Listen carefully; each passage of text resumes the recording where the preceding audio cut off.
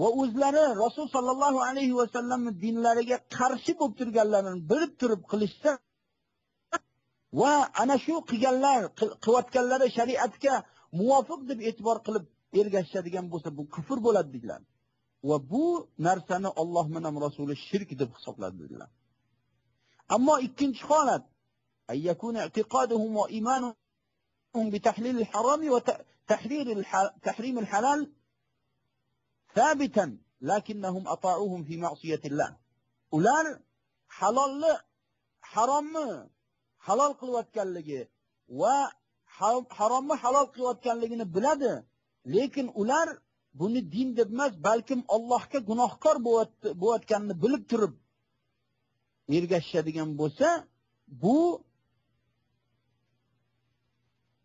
har bitta ma'siyatga o'xshagan bir ma'siyat, gunohlarning biri bo'ladi. Ya'ni bu uni kufr darajasiga yetkazmaydi.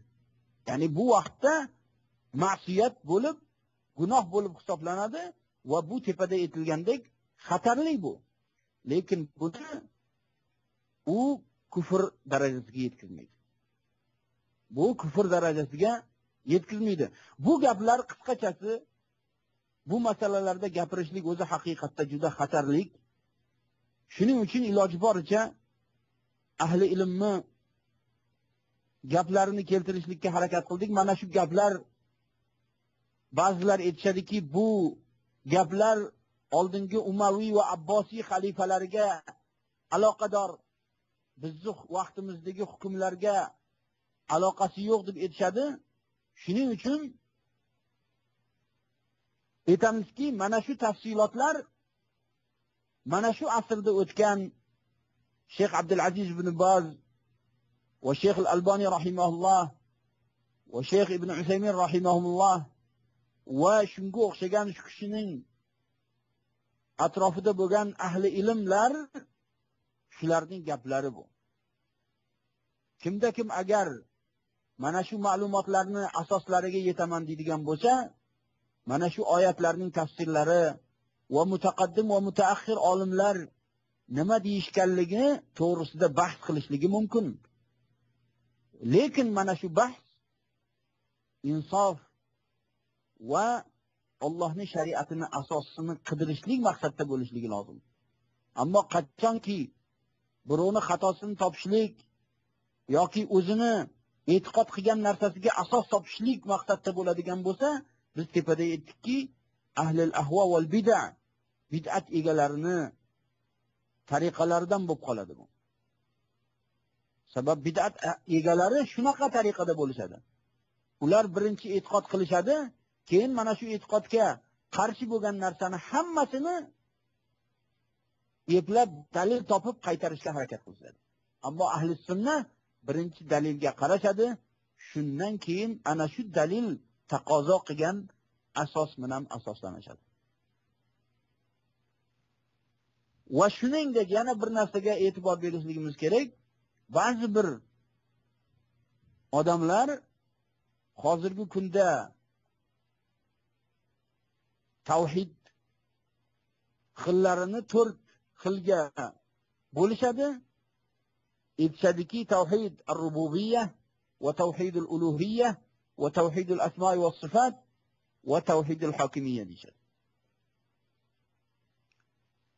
Bu tavhid al-hokimiyyani qo'shishlikdan maqsad ular mana shu odamlarni hukm masalasiga chaqirishlik va shunga ko'proq e'tibor berishlikka chaqirishlik maqsad. Va illa o'zi asl hokimiyat tavhidi unaqa tavhid yo'q taqsimotlarda. Balkim u hokimiyat tavhidi rububiyat tavhidi ostiga kirib ketadi. Sabab olimlar istiqro qilib tatabbu' deyiladi buni, butun dalillar va ahkomlarni qidirib tavhidni 2 ga yoki 3 ga bo'lishdi. 2 ga bo'lganlar tavhid rububiyya va uluhiyya deyishdi va asmo sifatni rububiyya tavhidining ostiga kirgizdi. Sabab Alloh subhanahu va taolo to'g'risidagi bo'lgan xabar.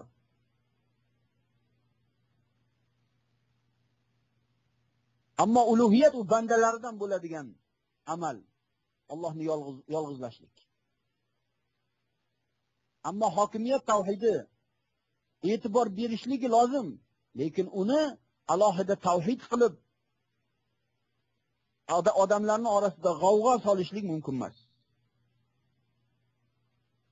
Sabab shariat olimlari mana shu bilan cheklanishgandan keyin ahli sunna aimmalari cheklangan o'rinda cheklanishligi lozim bo'ladi. Agar unaqa bo'lmaydigan bo'lsa, unda namoz tavhidini chiqaraylik. Sabab Nabiy sallallohu alayhi vasallam aytadilarki, al-ahdu allazi baynana va baynahumus salah fa man tarakaha faqad kafar. Demak tavhidus salah. Fa in aqamus salata va atuz zakata fa ikhwahum fid din. Tavhiduz zakat chiqaramiz shundan keyin. Shunga o'xshagan tavhidlar ko'payib ketadi. Bularning hammasi agar tekshiriladigan bo'lsa, yo rububiyat yoki ulug'iyat yoki asmo va sifat tavhidlariga kiradi. Qaysi bir da'vo qilinib chiqadigan bo'lsa. Bu asos bu.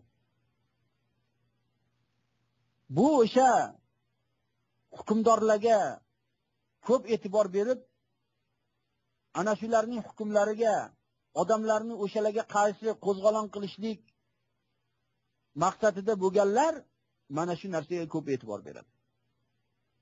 Shuning uchun bu narsadan ehtiyot bo'lishligimiz lozim bo'ladi. Va so'zsiz tepada muqaddimada aytib o'tdikki, Allohning hukmi bilan hukm qilishlik shart. Lekin hukm qilishlik birinchidan bilinishlik kerak. Hukmron ahvolini bilishlik kerak va ana shu hukmga ergashayotganlar ahvoli har xil.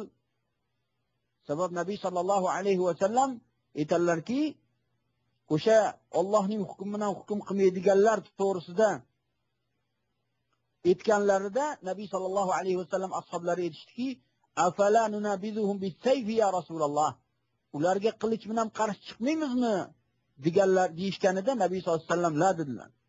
Illa an taraw kufran bawahan indakum min Allohi fihi burhan dedilar. Hattoki bir kufr bo'lishlik kerak. Aniq kufr bo'lishlik kerak. Va taraw ko'rgan bo'lishlik kerak. Eshitgan yoki yasalgan yoki deyishdi yoki ko'rishdi degan narsa bo'lmaydi. Illa an taraw kufran kufr bo'lishlik kerak. Va bawah u aniq kufr bo'lishlik kerak. Shubhali bo'lishligi kerak emas. Indakum min Allohi fihi burhan. Alloh tarafidan bo'lgan bir aniq hujjat bo'lishlik kerak o'shani kufrligi to'g'risida. Ya'ni bu masala mana shu darajada ravshan bo'lishlik kerak. Bu birinchidan. Ikkinchidan biz tepada kimki bunaqa deb hukm qilsa yoki mamlaqa deb hukm qilsa deb 3, 4, 5 ahvolni aytdik. Demak, Allohning hukmi bilan hukm qilmagan odam mana shu ahvollarni birida bo'lishlik kerak. Bu bitta hukm emas. Kim Nabiy sallallohu alayhi va sallamning shariatida sabilayndan najas chiqadigan bo'lsa tahorat buziladi. Bo'ldi, bitta hukm. Ikkinchi hukm yo'q unaqa. Unaqa hukm emas bu. Bo'ldi, yoki oldi yo orqasidan agar najas chiqadigan bo'lsa, bo'ldi, u tahorati buzildi. Hech qanaqa tortish yo'q bu masalada. Yo'q, unaqa bo'lmaydi bu yerda. Balkim bu yerda